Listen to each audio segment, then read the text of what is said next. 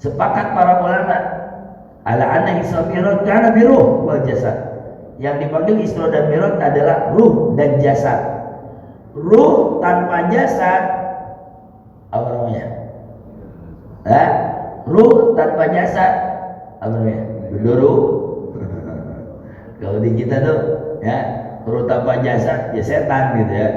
Ruh tanpa jasad tentu dia alam malakut. Jasad tanpa ruh boneka, patung. Jasad ada, ruh nggak ada.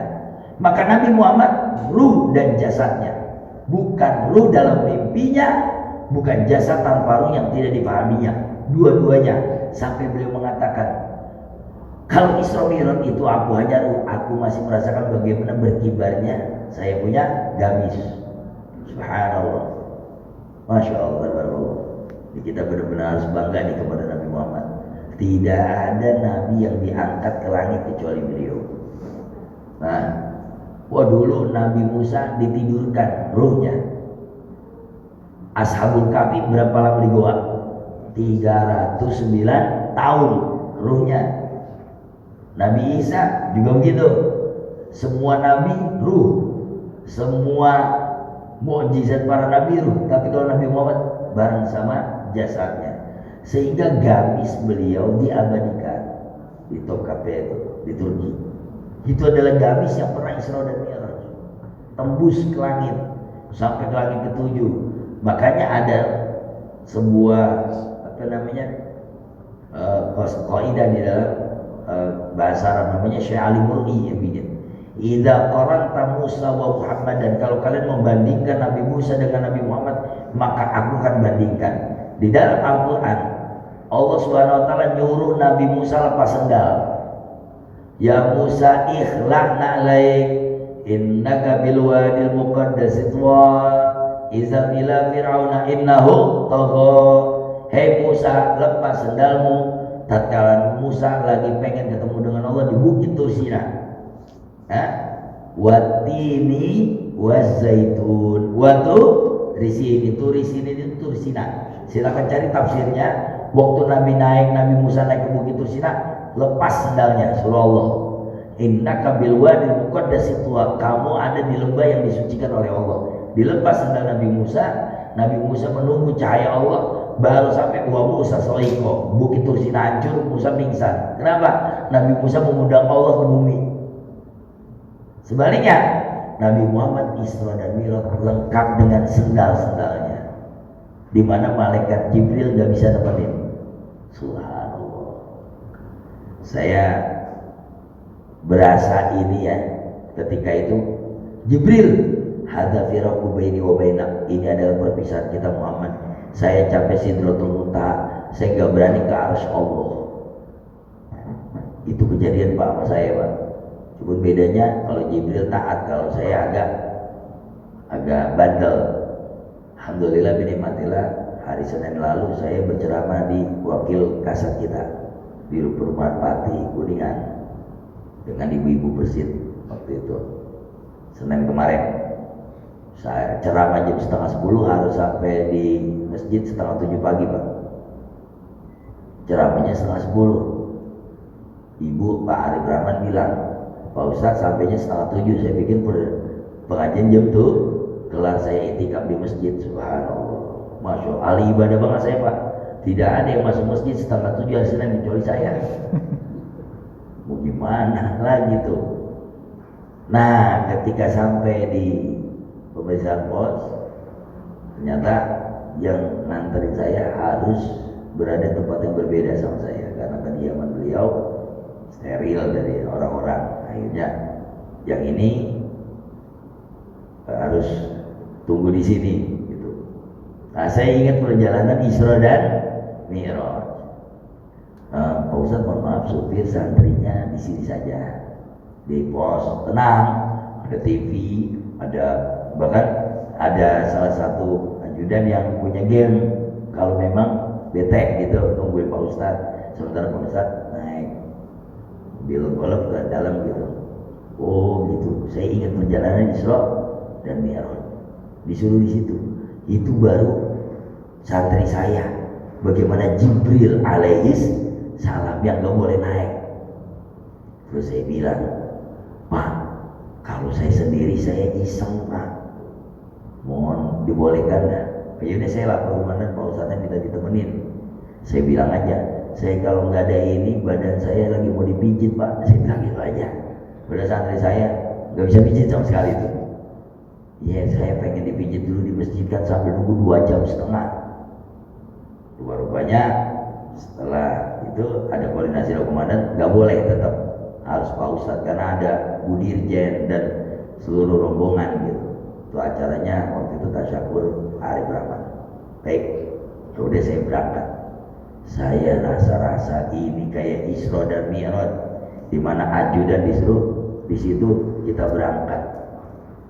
Nah uniknya sampai di ibu, saya bilang, Bu, saya ada santri di pos. Ya mereka sih, tapi saya rasa saya nggak enak Bu sendirian. Oh ya, suruh kemari saja. Kenapa ditahan di pos gitu? Nah, ini dia. Ya, saya bilang tolong Jibril saya bawa kemari. Udah boleh sama Bu Bos.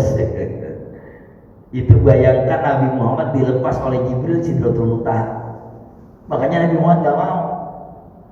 Hadzal firaqu bainana wa baina. Ini adalah perpisahan kita Muhammad. Kata Nabi Muhammad, anta ikhwani min Masjidil Haram ila Masjidil Aqsa. Summa hatta'an. Kamu itu nemenin saya Masjidil Haram, Masjidil Aqsa, sampai kita jalan-jalan. Saya mengimami para nabi. Kok tega sampai sini kita berpisah? Apa kata-kata Jibril? Ini adab, ini akhlak. Laisa haza maqami. Saya bukan gak cinta kamu. Ini perintah Allah. Kalau saya naik pecah, hancur saya. Subhanallah.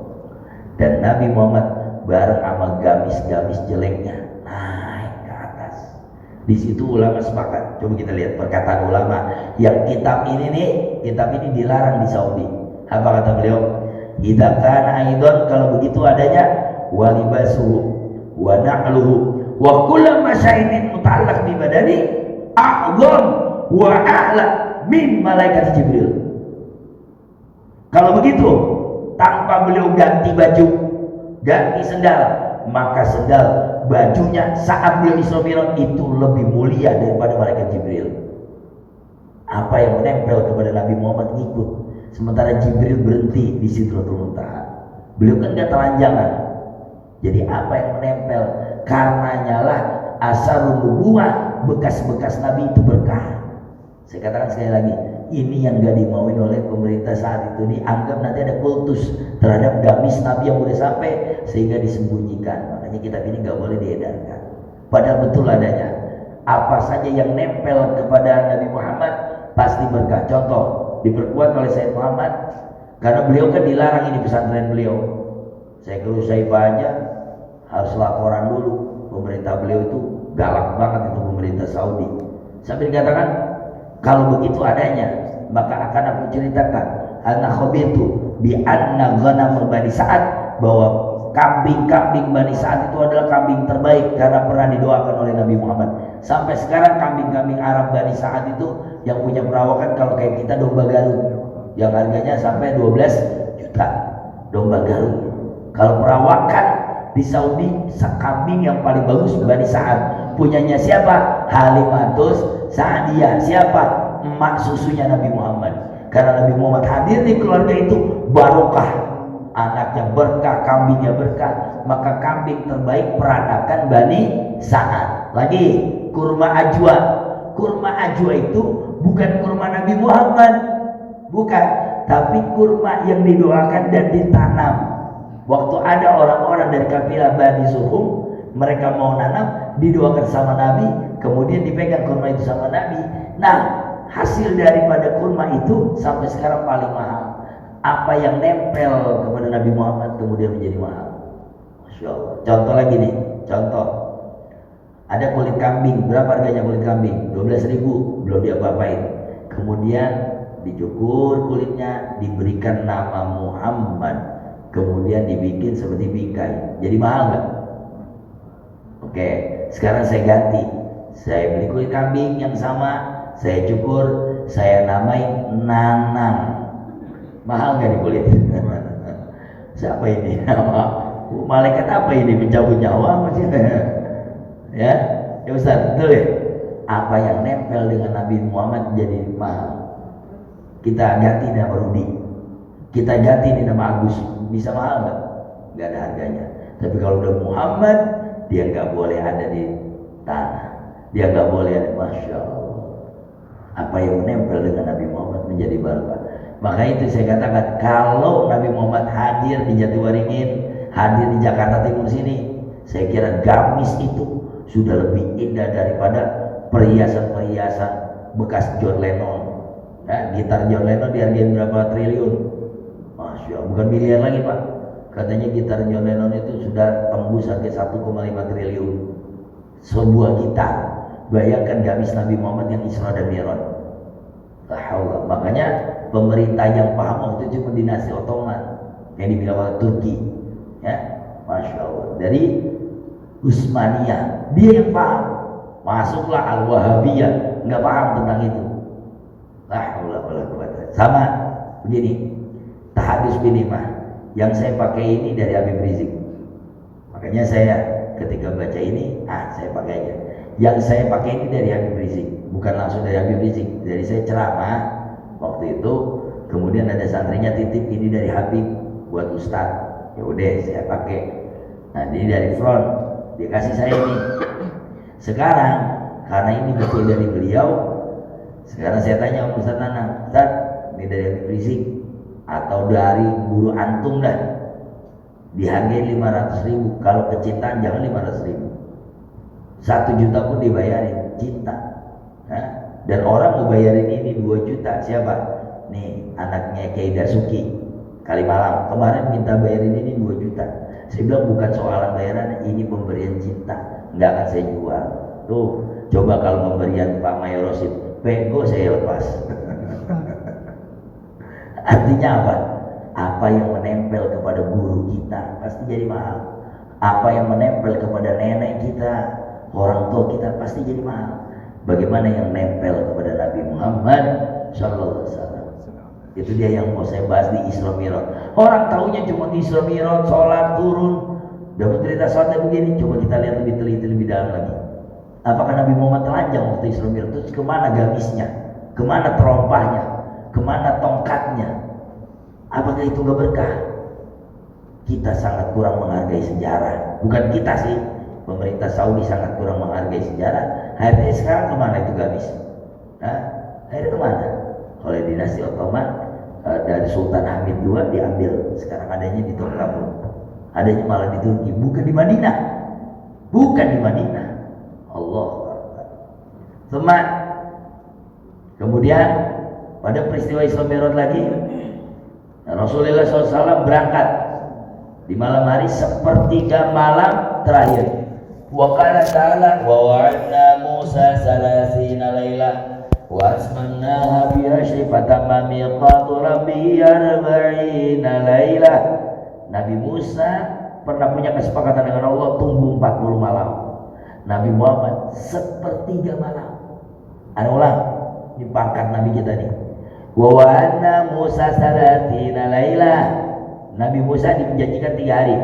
Wa atmamna, kemudian sempurnakan 10 hari sebelum kau menemuiku biqatu rabbi, di tempat Tuhannya, sampai 40 malam. Artinya Nabi Musa bertahanus tapa gede beruzlah di Bukit Tursina 40 malam untuk bertemu Allah.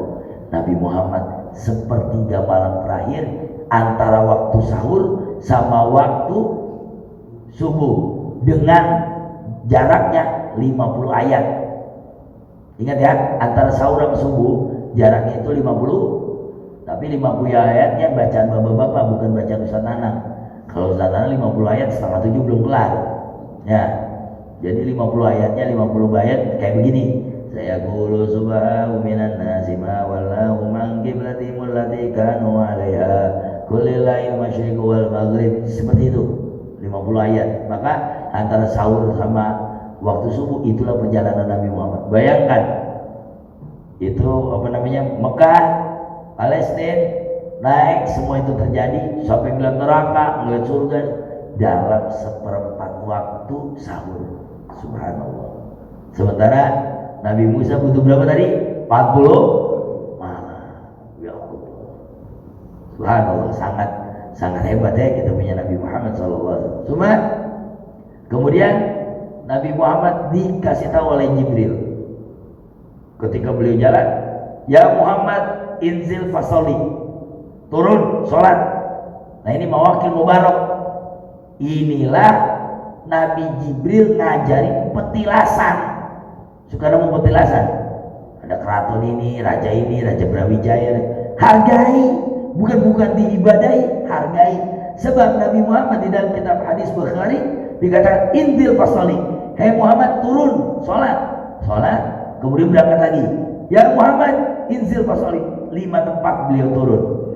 Ketika 5 tempat beliau turun, ditanya, anta tri aina sholat itu, kamu tahu nggak kamu tadi sholat di mana aja?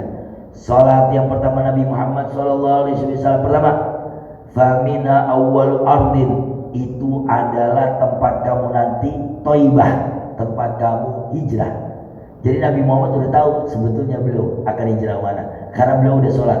Itu adalah tanah Thaibah, wawal Madinah. Di situ kamu akan bikin kerajaan, di situ kamu akan penyebaran Islam, kamu akan mati di sana.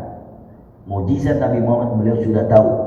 Wa adraktu fima ardin amut.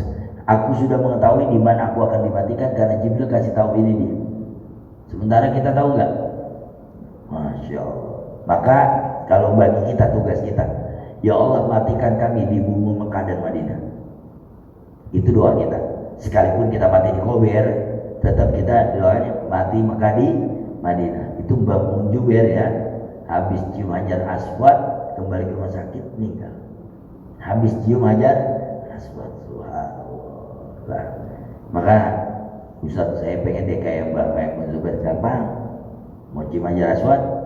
Bahkan ada hajar aswad yang lebih indah daripada batu di Ka'bah. Siapa? Istri kita. Benda hidup, benda berkah, halal thayyibah, menemani puluhan tahun, itu lebih indah dari hajar aswad. Maka pulang dari sini, mari kita cari hajar aswad kita. Mana dia hajar aswad ya? Kebetulan istri kita agak hitam, pas banget kan? Hajar aswad adalah batu hitam. Jadi yang kita cium adalah istri kita yang cukup hitam. Insyaallah. Cuma kemudian beliau turun. Yang kedua adalah tempat Bethlehem, Baitul Lahm. Haza Baitul Lahmin, tempat kelahiran, namanya dipanggil Baitul Lahmin atau Bethlehem. Tuh orang Yahudi itu nggak fasih kalau ngomong. Muhammad Mehmet, Musa Moses, Yakub Jacob, Yunus Yohanes, ya kan? Dia kan makanya suka ganti-ganti nama orang. Itu adalah Bani Israel tuh. Di kampung kita suka nama Muhammad dipanggil Acil, tuh yang manggil Acil Bani Israel itu. Ganti-ganti nama orang. Nama Ali dipanggil Alek. Nah itu yang suka ganti-ganti itu Israel itu ya. Suka ganti-ganti nama orang. Yaitu Bethlehem. Ditanya, aina hadza Jibril? Ini apa? Hadza Baitun Lahmin alladzi wulida Isa. Ini adalah tempat bersandarnya Bunda Maria. Kalau di dalam Kristen, kalau kita Siti Maryam, dia bersandar, itu ada tempat kelahiran Nabi Isa alaihis. Coba saya tanya, itu sejarah bukan? Nabi Muhammad disuruh nginget sejarah. Perjalanan Isra Mi'raj tuh ngasih tahu Nabi, ente nggak sendirian di Mekah, ada Nabi Isa di Bethlehem. Kemudian itu ada Madinah. Ini ada lagi Indah Syajari Musa. Ketika beliau berangkat, ini adalah tempat Nabi Musa istitola tahta hina kharaja minal Misr. Ketika Nabi Musa diusir dari Mesir, beliau bersender di pohon. Pohon itu kata ulama sebagian itu adalah menjadi negara saat ini. Ya, Nabi Musa alaihis diusirkan dari Mesir beliau. Masya Allah. Kemudian salat lagi di mana? Wahada baina Ibrahim alaihissalam fi ribatil Islam. Ini adalah tempat-tempat Ibrahim alaihissalam sebelum beliau berangkat ke Makkahul Mukarramah. Juga hadhihi mawaqi. Ini adalah tempat-tempat kusur Syam, tempat-tempat Persia. di mana nanti kamu akan buka umatmu. Benar saja. Jadi ramalan dari Jibril, nanti kamu akan buka itu umat Islam melalui jalur Persia. Rajanya namanya Raja Kisra. Siapa yang buka? Umar bin